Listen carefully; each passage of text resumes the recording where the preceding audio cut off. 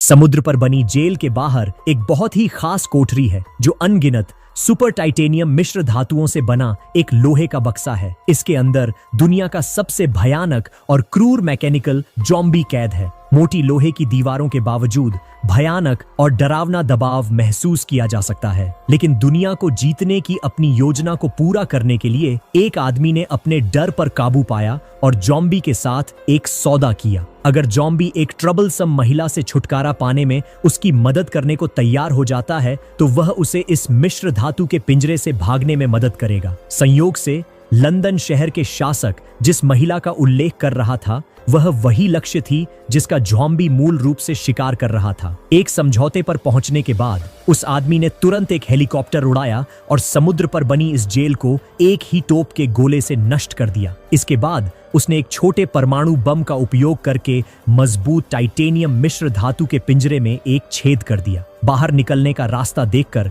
Mechanical zombie ने अपने हाथ बाहर निकाले, अपने बंधनों को तोड़ दिया और उसकी आंखों से एक भयानक हरी बत्ती निकली। जब वह उफनती लहरों से बचकर समुद्र की सतह से बाहर निकला तो भयानक दबाव छोड़ने वाले मैकेनिकल जॉम्बी को अंततः मुक्त कर दिया गया। इस समय जिस लक्ष्य का पीछा किया जा रहा था, हेस्टर, उसे एक दास बाजार की गहराई में मानव तस्करों द्वारा सड़क पर नीलाम किया जा रहा था। जब उसे एक बेईमान कारखाने के मालिक को $5 में सफलतापूर्वक बेच दिया गया और हथौड़ा गिरने ही वाला था तो ओरिएंटल माउंटेन किंगडम की एक रहस्यमय महिला ने अचानक $10 की ऊंची कीमत की पेशकश की। अप्रत्याशित रूप से मानव तस्करों के सरगना ने उसे तुरंत लंदन शहर द्वारा भारी इनाम के साथ वांछित मुख्य अपराधी के रूप में पहचान लिया। उसने तुरंत $50,000 की अत्यधिक कीमत की मांग की। हालांकि तेज तर्रार महिला ने बकवास करने की जहमत नहीं उठाई। उसने निर्णायक रूप से कार्रवाई की और लालची सरगना को मार डाला। आसपास के मानव तस्करों ने बदला लेना चाहा,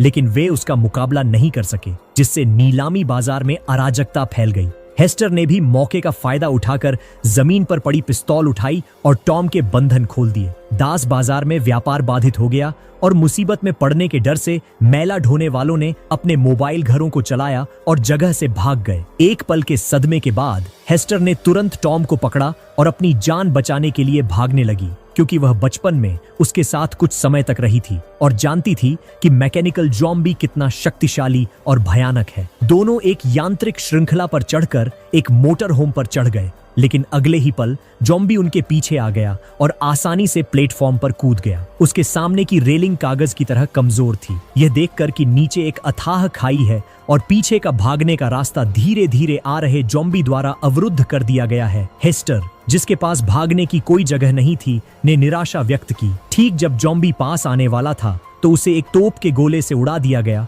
जो उस लाल कपड़े वाली महिला ने दागा था, जिसने अभी अभी दास बाजार में तबाही मचाई थी। उसके इशारे पर टॉम ने जल्दी से हेस्टर की मदद की, जिसकी गतिशीलता सीमित थी पहले एयरशिप पर चढ़ने में। अप्रत्याशित रूप से लक्ष्य को प्राप्त करने के बाद लाल कपड़े वाली महिला टॉम की परवाह किए बिना सीधे चली गई। सौभाग्य से एक महत्वपूर्ण क्षण में हेस्टर ने समय पर एक रस्सी फेंकी और टॉम ने मौके का फायदा उठाकर इस जीवन रेखा को पकड़ लिया। लेकिन जैसे ही रस्सी प्लेटफॉर्म से हटी, वापस उठे मैकेनिकल जॉम्बी ने उस पर पैर रख दिया। फिर उसने अपनी बाहों से नीचे की ओर जोर लगाया, हवा में मौजूद एयरशिप को नीचे खींचने की कोशिश की और ऐसा लग रहा था कि वह जल्द ही सफल हो जाएगा। एक महत्वपूर्ण क्षण में लाल कपड़े वाली महिला ने हेस्टर को रस्सी काटने के लिए एक खंजर फेंका, लेकिन इसका मतलब यह होगा कि टॉम, जिसने अभी अभी उसे भागने का मौका दिया था, गिर जाएगा। एक संक्षिप्त संघर्ष के बाद हेस्टर ने अंततः खंजर टॉम को फेंकने का फैसला किया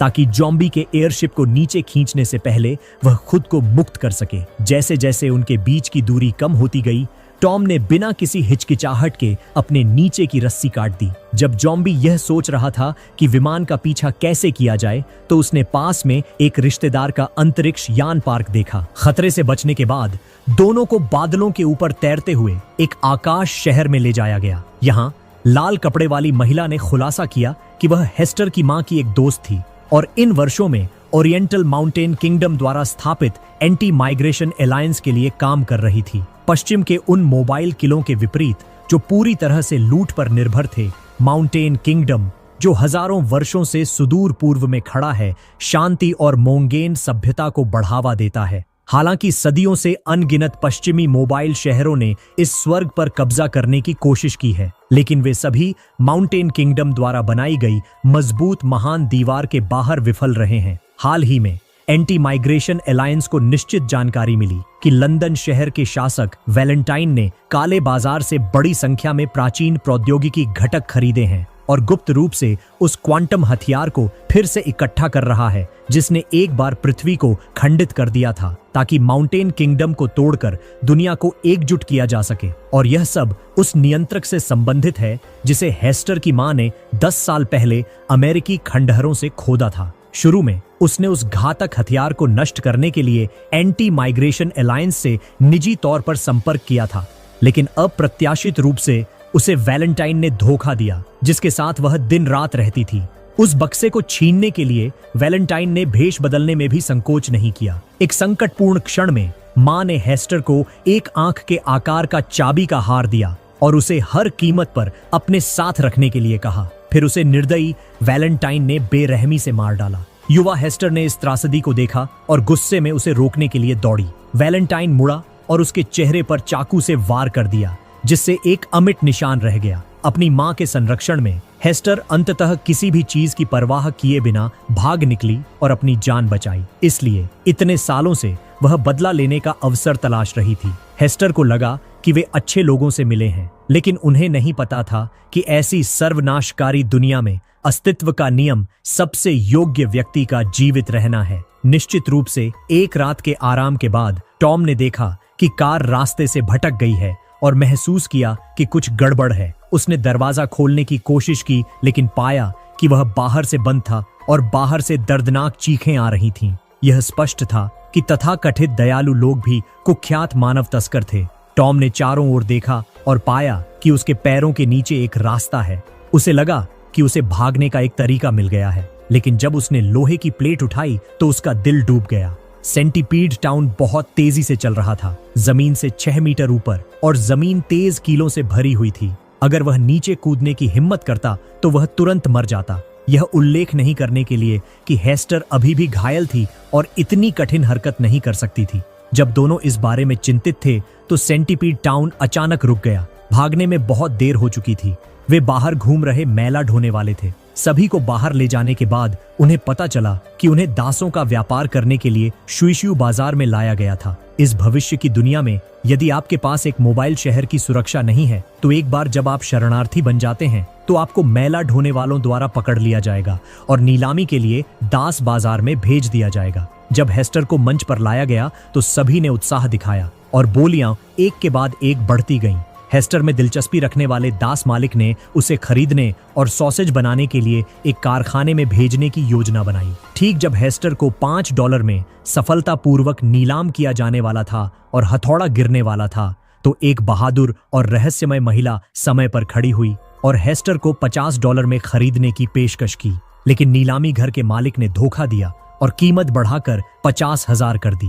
यह पता चला कि मालिक ने उसे एक नजर में पहचान लिया था। वह एंटी ट्रैक्शन संगठन की नेता थी जिसके लिए लंदन शहर ने एक उच्च इनाम की पेशकश की थी। इसलिए उसने शेर की तरह मुंह खोला और 50,000 की मांग की, अन्यथा वह उसे पकड़कर इनाम के लिए लंदन शहर भेज देगा। महिला का चेहरा गंभीर था और उसने विनम्र होना बंद कर दिया। उसने सीधे अपनी बंदूक निकाली और दूसरे पक्ष का सिर फोड़ दिया, जिससे घटनास्थल पर तुरंत अराजकता फैल गई। छोटी बालों वाली महिला ने लड़ते हुए हेस्टर और दूसरे व्यक्ति को भागने के लिए कहा। वे छोटी बालों वाली देवी की अविश्वसनीय निशानेबाजी से हार गए। हेस्टर को एहसास हुआ कि महिला उसे बचाने के लिए विशेष रूप से आई होगी और वह जानती थी कि प्रतिक्रिया करने का समय आ गया है। इसलिए उसने जल्दी से एक पिस्तौल उठाई और टॉम की हथकड़ी तोड़ दी और फिर दोनों तुरंत अराजकता के बीच भाग गए। दास बाजार में व्यापार बाधित हो गया और मुसीबत में पड़ने के डर से मैला ढोने वालों ने अपने मोबाइल छोटे शहरों को चलाया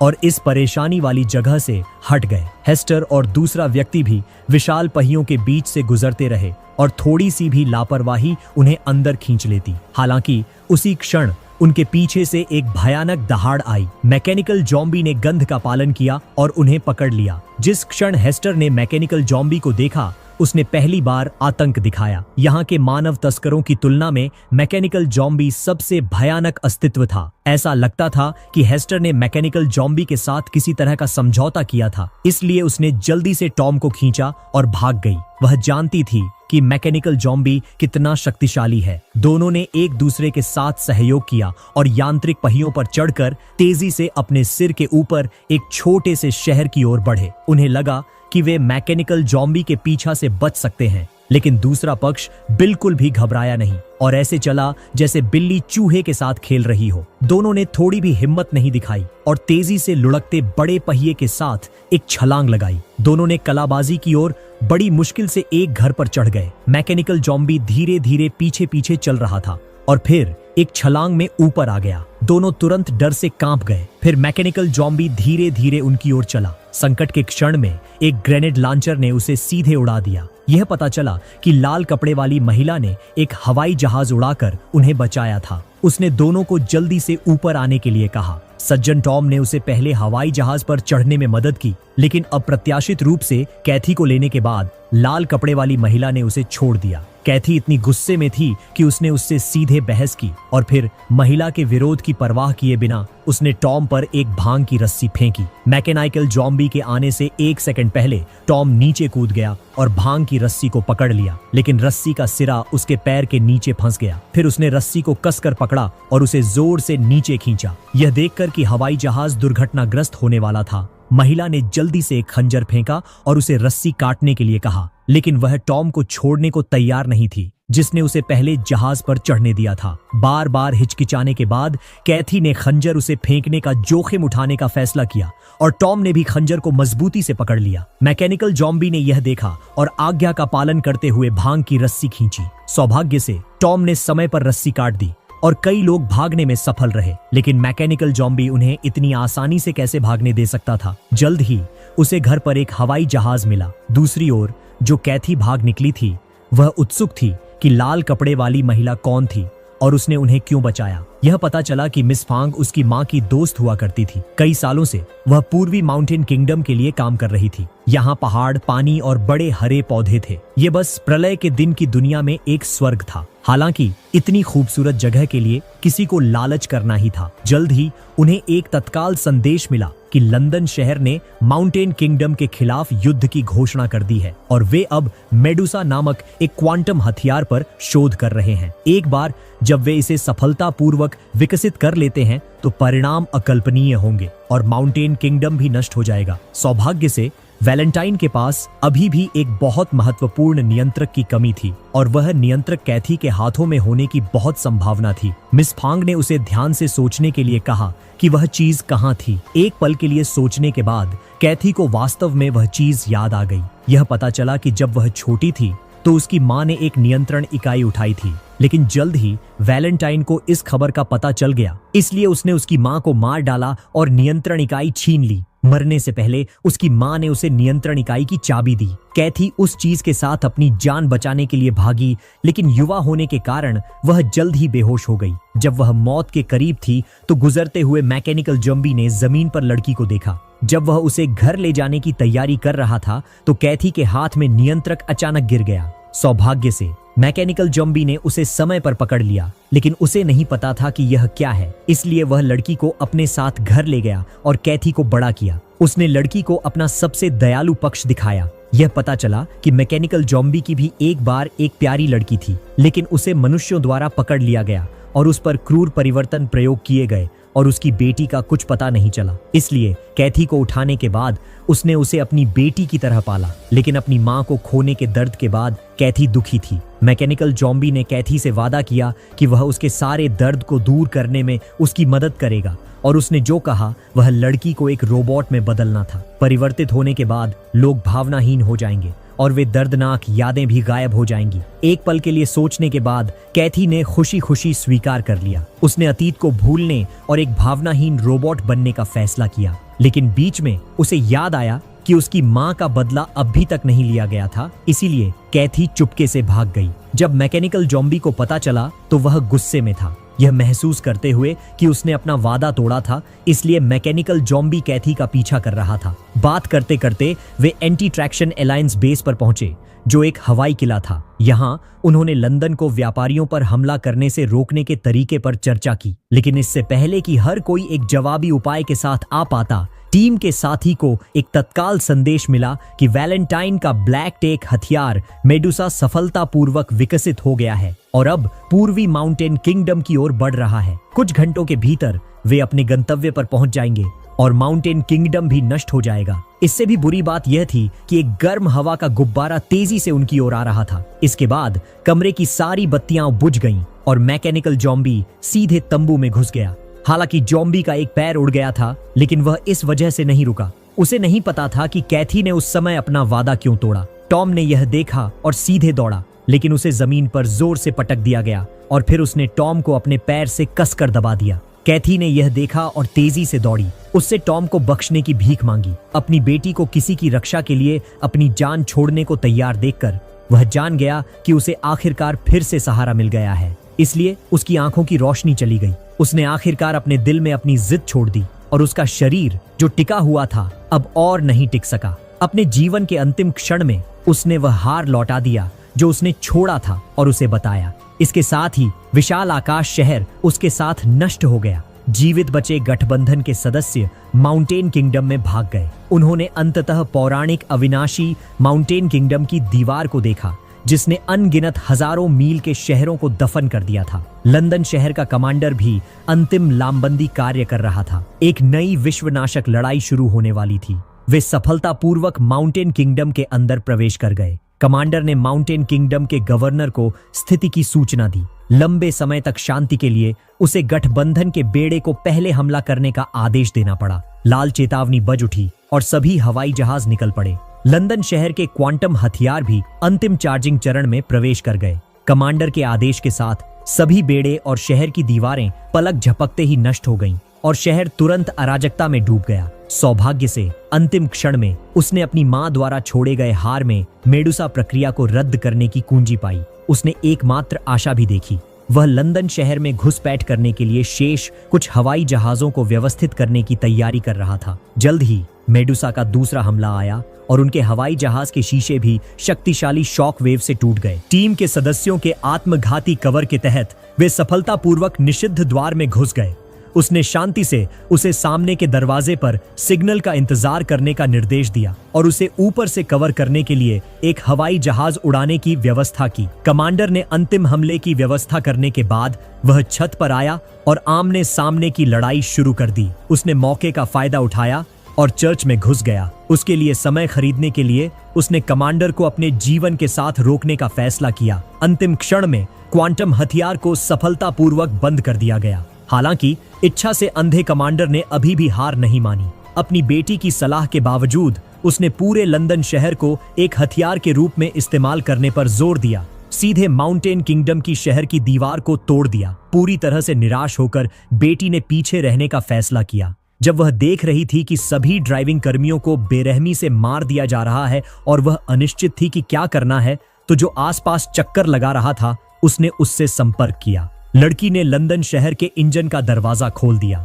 उसने एक हवाई जहाज उड़ाया और इंजन को उड़ाने का जोखिम उठाया। उसने उस कमांडर को भी पकड़ लिया जो एक हवाई जहाज में छोड़ने की तैयारी कर रहा था। यह देखकर कि उसने पहले ही कमांडर पर अपनी बंदूक तान दी थी, कमांडर ने उसे बताया कि वह उसका असली पिता है। इस वाक्य ने उसके विचारों को बाधित कर दिया और कमांडर ने सफलतापूर्वक बंदूक छीन ली। सौभाग्य से इंजन के नष्ट होने की जड़ता का उपयोग करते हुए उसने वापस लड़ने के लिए संघर्ष किया। वे एक दूसरे से लड़े। अंत में एक हवाई जहाज चलाकर वह सफलतापूर्वक उसे लेने पहुंचा। एक तोप के गोले ने उसे सीधे नष्ट कर दिया और कमांडर हवाई जहाज के दुर्घटनाग्रस्त होने से नहीं मरा, बल्कि नाटकीय रूप से अंतिम कुछ मीटर की दूरी पर लंदन शहर द्वारा कुचल दिया गया। सब कुछ निपटाने के बाद वे अंततः आराम कर सकते थे। फिल्म के अंत में कमांडर की बेटी जीवित बचे लंदन के निवासियों को माउंटेन किंगडम में ले आई और माउंटेन किंगडम के गवर्नर ने उन्हें स्वीकार करने का फैसला किया। युद्ध का अंत केवल विनाश लाता है। जो प्रतिस्पर्धा नहीं करता उसके साथ दुनिया में कोई प्रतिस्पर्धा नहीं कर सकता।